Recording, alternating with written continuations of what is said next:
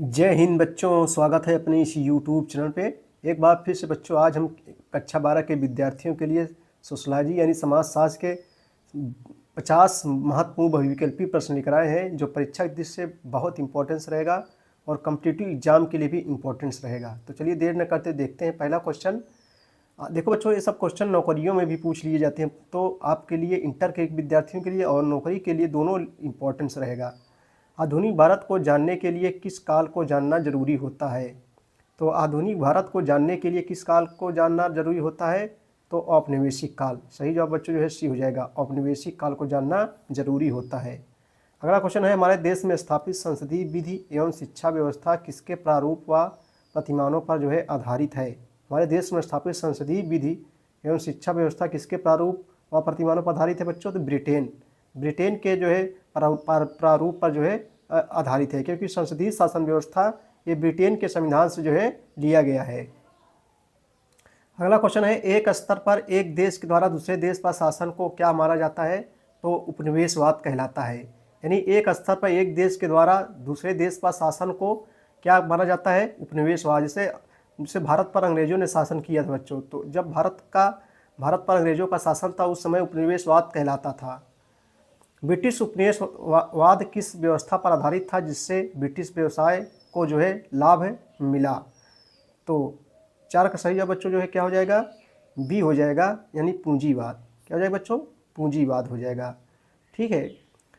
अगला क्वेश्चन है कि उपनिवेशवादी शासन द्वारा भारतीय मजदूरों एवं दक्ष सेवा कर्मियों को जहाज़ों के माध्यम से किन अन्य उपनिवेशों में भी जो है भेजा गया?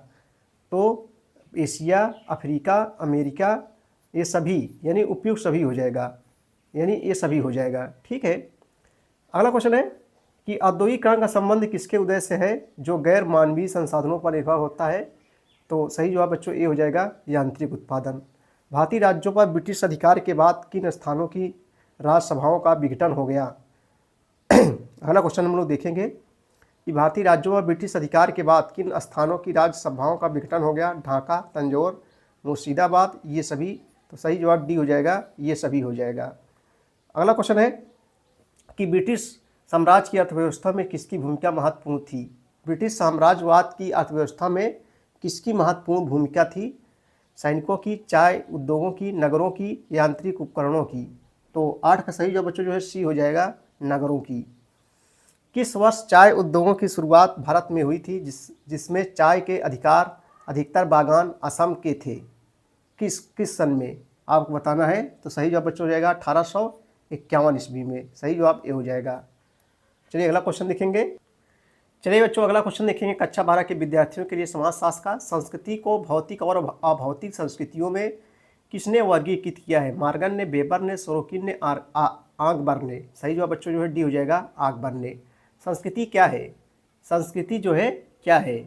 तो संस्कृति अधिवैयक्तिक, अधिजैव दोनों है, यानी जो है ए और बी दोनों है। 19वीं शताब्दी में भारत में कौन सी कृतियाँ सामाजिक बुराई के रूप में उपस्थित थी? 19वीं शताब्दी में बच्चों, बहुत इंपॉर्टेंट क्वेश्चन है, 19वीं शताब्दी में भारत में कौन सी कृतियाँ सामाजिक बुराई के रूप में उपस्थित थी? तो 3 सही जवाब डी हो जाएगा, ये सभी, यानी सती प्रथा, बाल विवाह, जात भेद, सभी जो है प्रचलित थी। किसके प्रयासों से सती प्रथा का जो है अंत हुआ? किसके प्रयासों से सती प्रथा का अंत हुआ? तो बच्चों राजा राम मोहन राय के प्रयासों से सती प्रथा का जो है अंत हो गया। मोस्ट इंपॉर्टेंट क्वेश्चन बच्चों लगातार परीक्षाओं में पूछे गए हैं, नौकरी में बहुत पूछे जाते हैं, कंपटीशन एग्जाम में, चाहे जो परीक्षा हो। भारत में पुनर्जागरण का पिता किसे कहा जाता है? भारत में जो है पुनर्जागरण का पिता किसे कहा जाता है? राजा राम मोहन राय को पुनर्जागरण का जो है पिता कहा जाता है। सत्यशोधक समाज की स्थापना किसने की थी? सत्यशोधक समाज की स्थापना किसने की थी बच्चों? ज्योतिबा फूले। किसकी ज्योति जलाना है? सत्य की ज्योति जलाना है। देखो ट्रिक से हम लोग याद कर लेंगे, ज्योति जलाना है भैया, किसकी ज्योति जलाना है? सत्य की ज्योति जलाना है। सत्य हो जाएगा सत्यशोधक और ज्योति हो जाएगा ज्योतिबा फूले, आप कभी नहीं भूलोगे। देखो सत्यशोधक समाज की स्थापना किसने की थी? ज्योतिबा फूले ने की थी। किस मुस्लिम समाज सुधारक ने आधुनिक विज्ञान तथा कुरान के नियमों में समानता बताई? इस मुस्लिम समाज सुधारक ने आधुनिक विज्ञान तथा कुरान के नियमों में जो है समानता बताई थी? तो बच्चों सही जवाब क्या हो जाएगा? सर सैयद अहमद खान। सही जवाब ये हो जाएगा, सर सैयद अहमद खान हो जाएगा। सामाजिक परिवर्तन के सांस्कृतिक कारकों का समर्थक कौन है?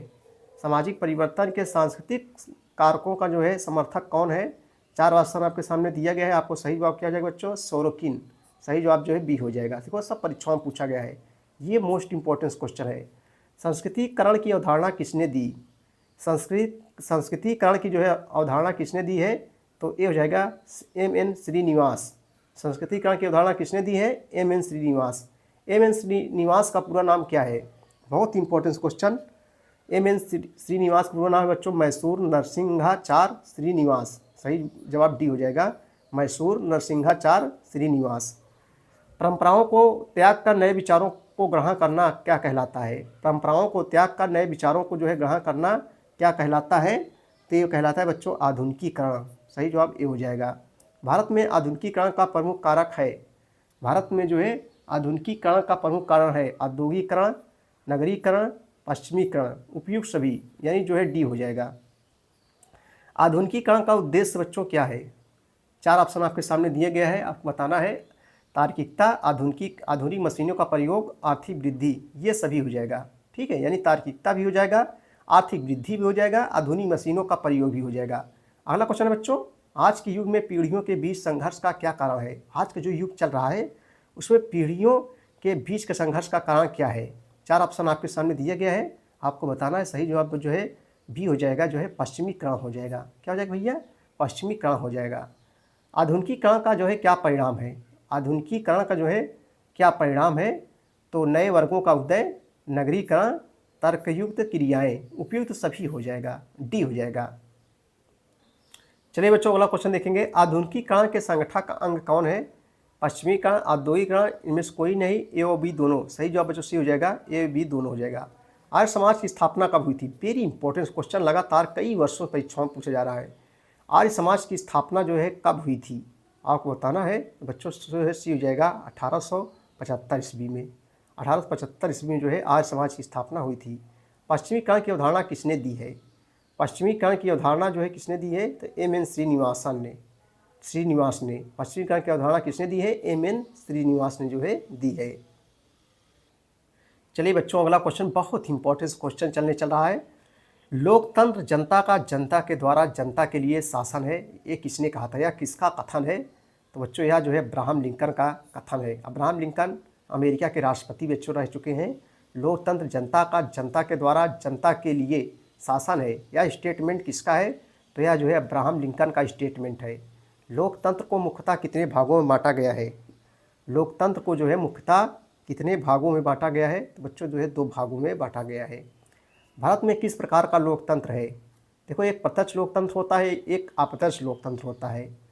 ठीक है भैया, 2 प्रकार के लोकतंत्र होते हैं। भारत में किस प्रकार का लोकतंत्र है? प्रत्यक्ष है कि अप्रत्यक्ष है? आपको बताना है। तो 3 का सही जवाब बच्चों बी हो जाएगा, अप्रत्यक्ष लोकतंत्र है।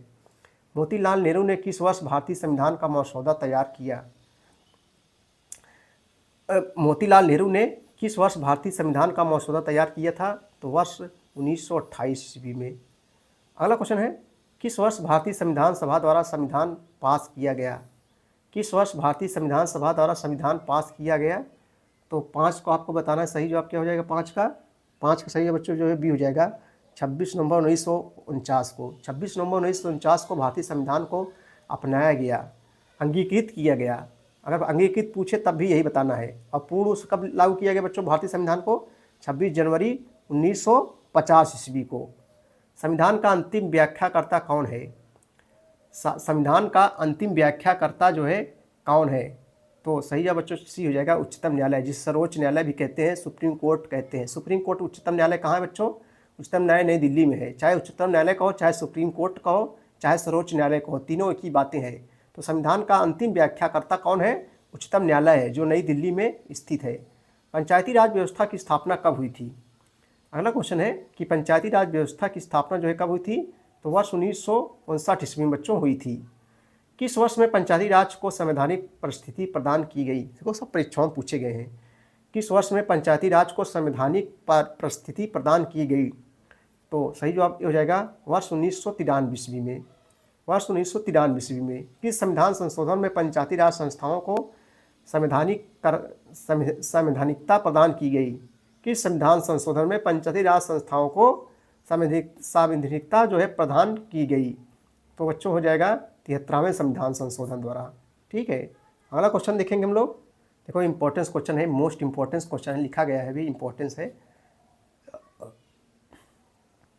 ग्राम पंचायत कार्यकाल कितने वर्षों का होता है? तो ग्राम पंचायत कार्यकाल 5 वर्षों का होता है। सही जवाब भी हो जाएगा। जिसका मुखिया कौन होता है बच्चों? ग्राम प्रधान। यानी ग्राम पंचायत का मुखिया कौन होता है? ग्राम प्रधान जी होते हैं।